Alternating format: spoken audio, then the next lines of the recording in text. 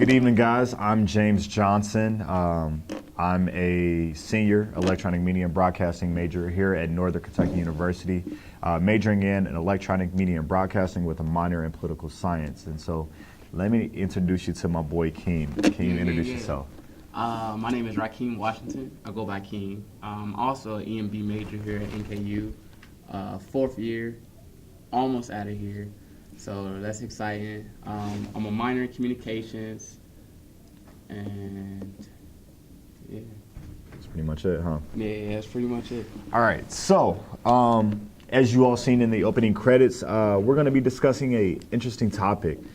As many of us know, Americans love films, man. We love to go to the movies, spend money at the box office. We love to buy DVDs for our flat screens. We stream videos online, man. There's countless times where, I'm spending time when I should be studying. I'm watching Netflix, and so while we travel, we spend our money and our time on these films. And so we also... We love movies, but we also love monsters. Yeah. I've noticed that, and some may look at this as a genre of horror, but I think it's a little more complex than that.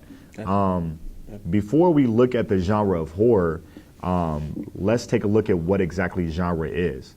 And so, as some of you know, and some of you may not know, genre can be simply put as the commercial feature films, which through repetition and variation tell familiar stories with familiar characters and familiar situations. And so some people may know genres as thrillers.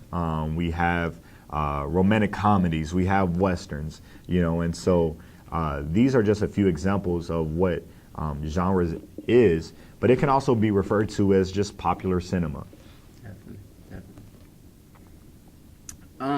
So most monsters that are developed in America have their distant origins in medieval legends, like the skunk ape and the Mothman. American monsters are imbued with the American substance. They are born out of American history, and American history cannot be understood without them. Monsters are meaning machines that embody the historical structures and trajectory of the American nation. Monsters are omens, warnings, and portents of meanings, history and society. They do not simply represent personal trauma. They raise questions about our neat divisions and borders. The monster is also a metaphor of human development. I found that super interesting. Yeah, definitely. The demons that guard the gates of maturity, they are also our inner monsters that emerge from our inner desires to embrace our own darkness. There's an interesting connection of hope and wondrous possibility attached to the monster's body. So as we discuss, what a monster is, as it pertains to genre, I think that we need to touch on the fact that there's different types of sub-genres within the horror films or the monster films. And so you have the social and psychopath. You have the infection or the infected. You have the institution, and that can be very complex. Some people think of an institution being, school, businesses, corporations, the medical field, or the institution can even be love and social discourse. And so these subsections, are very ambiguous. To me, they're very interesting. And so as we dive deeper into the topic of monsters, let's address the elephant in the room, okay? If you do not know, we are black. What? And we're African Americans, and we cannot hide that. And so with that being said, Keem, I personally would like to address the roles that African Americans have in horror films and how Hollywood has contributed to the African American perception in society. And so let's start off at the beginning of Hollywood, right? What film comes to mind when you think of the first feature film in Hollywood? You know, one you gotta think about this film, because it's just historical wise, like for the culture. I was thinking, the first film that comes to mind is like Birth of a Nation. Right. And so I'm glad you said that, man. Recently, Nate Parker, he came out with Birth of a Nation. And so a lot of people are familiar with the Nat Turner story in which he led the rebellion, the largest rebellion in American history. But a lot of people do not understand that Birth of a Nation was actually a remake, or a rebuttal, should I say, to the original Birth of a Nation, which came out in the early 1900s. And so Birth of a Nation, the original, this set the tone for how African Americans are perceived in America. It showed a damsel in distress, a young white woman, literally jumping to her death in order to save herself from being married away to a black man. It shows the rise of the Ku Klux Klan, the KKK, and so this really set the tone, and it almost worked as propaganda for black laws or Jim Crow laws. And one thing that I've learned is that in order to get people to understand what you want to do and push your agenda, you have to allow them to take things personal and make them fear what you're selling them. And so this film did exactly that. This film made the nation fear African Americans. And so you see that as the way the African American is painted, specifically the African American male. Some words that come to mind are a predator. Some words come to mind are animalistic, very apish, if you will, you know, which kind of brings me to our next film, which you can kind of see how African Americans are painted as King Kong. Definitely. When I first watched King Kong, I didn't actually, grasp it from a cultural perspective. I was younger, so I'm just looking at the animal and blah blah blah. But when you actually look into it and actually see that these movies that are being produced, they have deeper meaning than just a gigantic ape being killed, blah blah blah. Weird, man. But all of these different types of forms of media, it just make they have deeper meaning than what they really are. Right. When we look at King Kong and even Planet of the Apes, you have fear, of a creature or creatures that have. For example, let's take a look at Planet of the Apes. You have a race, should we say, the race of apes, right? And these Americans or these humans are fearful that these apes will become intelligent. Yep. They are fearful that they will take over the government. Wow, I didn't even actually see. They are fearful that they will be the majority. Right. And enslave the humans. And so if that doesn't make reference to American slavery, I don't know what does. And so it's interesting to me is, we fear things that are familiar with us. As we talked about earlier, what genre is, as I stated before, genre is what's familiar. Genre is familiar situations, familiar stories, familiar characters. And so I don't know about you, King, but I've never met an ape. Nah. I've never met an ape, and I don't know too many Americans, or humans, should I say, that have directly interacted with apes. But yet, we are captivated by these movies, these stories. Why? Because subconsciously, we fantasize about them. And so, as the story of King Kong progress, or Planet of the Apes progress, it's always the human race killing the apes or the others. and you could kind of see that in White Dog too, man. You have this dog who to this family seems cool. Right. You know, so you want to talk about that? I seen the trailer for White Dog, and from what I get of it, it has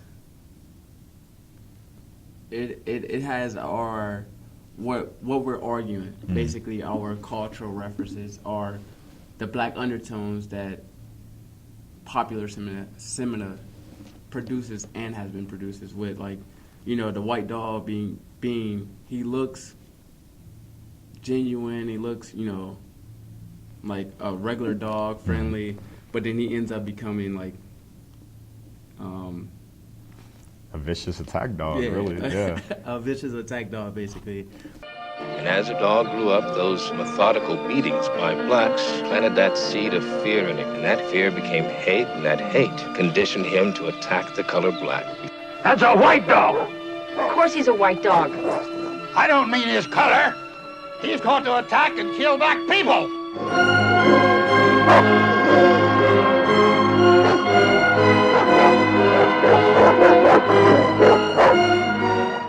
And so when we look at the characters of African Americans, we have to realize that blacks never make it through a horror film. No. If they do, they don't. And there's a sequel to the film. They're the first gone in the second film. Right. and that in itself says something about how we perceive African Americans in Hollywood. Yeah. I've yet to see a African American survive a horror film or in which he or she is not the monster.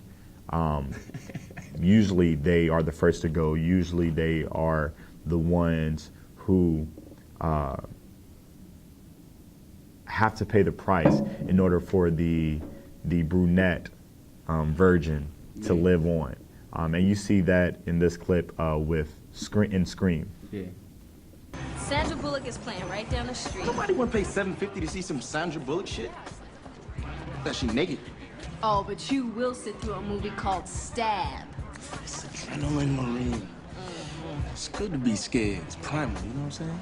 No, I'm gonna tell you what it is, okay? It's a dumbass white movie about some dumbass white girls getting their white asses cut the fuck up, okay? Yeah, I suppose Sandra Bullock is Miss Ethnicity, right? Well, no, all I'm saying is that the horror genre is historical for excluding the African-American element. Well, that's how you get your PhD in black cinema, Sister Soldier. Listen, I read my Entertainment Weekly, okay? I know my shit. Yeah, Maureen. I read my Black Beat too, homie. Although we do have progression, I still feel like Hollywood, they'll let us progress, but I feel like they'll never let us be like above, like superior. Like we're still always going to be getting cut off. Like Right. Just like you said in Dawn of the Dead, he still ends up getting killed after he shows his after he argues the stereotype that there is for black men out there. He still ends up getting killed. So I agree that there is a lot of progression with blacks in films, but I just don't think that they'll ever let us be the ultimate high. Right. And I definitely I would like to say I agree with you to an extent.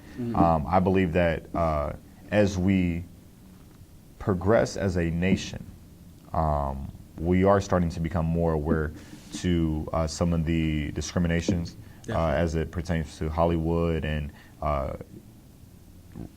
writers in general. We are starting to make strides, and you can see that within Get Out. And you can argue that you can argue that, you know, well, this was a black writer and director. Yeah. You know, however, box office sales speak for themselves. Yeah, definitely. And Get Out, literally to me, was a long overdue film and a almost middle finger to Hollywood. You know, I certainly agree. I certainly agree. So yeah, what is your take on Get Out? My take on Get Out. as it relates to some of the stereotypes that that are perceived by America as when it relates to African Americans? I just feel like it's nothing. Who is it? Key Pill? Yeah. I feel like what he's saying, he's sending a message for one. But this message, like you said, has been long overdue. And this message is like nothing that we don't already know. Like, I feel like we already know these things, but we tend to like still like just like look over them or. So like what are some of the things or some of the subliminals that you think that he addressed? Basically like whites' obsession with blacks, like with like our athleticism, our eyes. And you're referring to the auction scene. Right. Okay. Right. Exactly. Also, I feel like he's like addressing like white women being like a, I don't want to say like a black hole, but like be like bad, being like bad for black men or like drowning black men, because like, I mean, you've seen Get Out, right? Right. So, what else did he address in here? Well, let's kind of harp on the white woman and the black male for a moment. There is a cultural norm within the black community that says that a black man should be with a black woman and vice versa. Definitely. What is interesting to me is that there is a press within the African American community for black men to experience white women sexually. And the reason that is because I believe historically black men were never allowed to have a relationship with white women up until the 1970s, really. There were some legal matters in the 1960s in which we can relate to the case as well as the film Loving, in which a white man was with a black woman in Virginia, I believe, and ended up getting married and fought at the Supreme Court. But when it's reversed, when a black man tries to get with a white woman, he is arrested for rape. He is beat up. He's even killed. You can see that historically within Emmett Till. Emmett Till goes to visit his family in the South. He's from Chicago, goes to visit his family in the South, and allegedly whistles at a white woman and goes missing. A few days later, they find his body, and I'm going to let the image speak for itself. But his mother literally wanted the world to see, what happened to her son. Right. And so I believe that now in the 21st century, there may be the argument of black men wanting to experience white women because they've never had an opportunity to do so. Also, there is mention to the fantasy or the fetish, excuse me, that white women would like jungle fever. Yeah. And so can you remember articulate on that? There was one scene. Well, jumping back to Get Out, there was one scene where like the white lady that she asked the main character, like, is it true? Is it true that like basically, is it true that black guys are better in sex? And that's just like, that alone speaks for itself. That's just like another like stereotype that goes with us. Also, like I said earlier, the man, they were asking him questions like, or filling on him like, yeah, huge arms. Right, right. It's going back to that Buck or the King Kong reference and saying, let's make profit off of this animal. Right, exactly. And basically that's what they were out to do. They were out to take his body. Right. We want his. They even wanted his eyes because he was a photographer. So as we transition, Keem, why do you think these films are so popular today? Why do you think you have a successful Scream franchise or successful Candyman franchise? Why do you think is attracted? What do you believe is attracting individuals to pay for these films? That's a good question. I think one is just because we have our own fears, we have our own inner demons. So, in this 2.5, 3 hours, however long the movie is, we get to experience like a little bit of fear, or what can be produced from horror is phobia. We get to experience that, and that gives us that drive, or that satisfies our inner demons, or our inner scares. I also think it's just more so like entertainment, like how some horror films can take you out of reality for 2 minutes and put you in this situation, making you feel like you're really in it. And that just ties back into like our fears, like what if I was really being haunted by this doll, or what if I was really being haunted. It's just that they're not only our inner fears, but they're America's inner fears. Like for what we're saying, like undertones, like for our culture. So it's interesting to go like a movie like Get Out, like go see Get Out and clap for Jordan Peele or Key Peele for expressing what we're all, trying to express. Right. So. Yeah, that's real, man. And I would even say that social media has a lot to do with that too. Oh, definitely. Definitely. Twitter allows us to share our instant thoughts, and really articulate some of those fireside chats that we will have after leaving the movie theater. Before, the millennial, we would leave the movie theater and just have conversations within our car about how great or how terrible the movie was and some of the things that it spoke about. But now we can literally point out in real time our thoughts and our this pleasing thoughts, if that, the distaste that we have about a film when we see it. Right. And so overall, man, I do think that social media is not only leading the charge in progression of rebuttaling the stereotypes, but it's also holding individuals accountable. Definitely. We look at Pepsi commercials. We look at, like you mentioned earlier, the LeBron James commercial. Yeah. And Twitter and Facebook and Instagram is literally on it and being the safeguarding, really, or the gatekeeper, should I say, of the African American brand. So, yeah, man.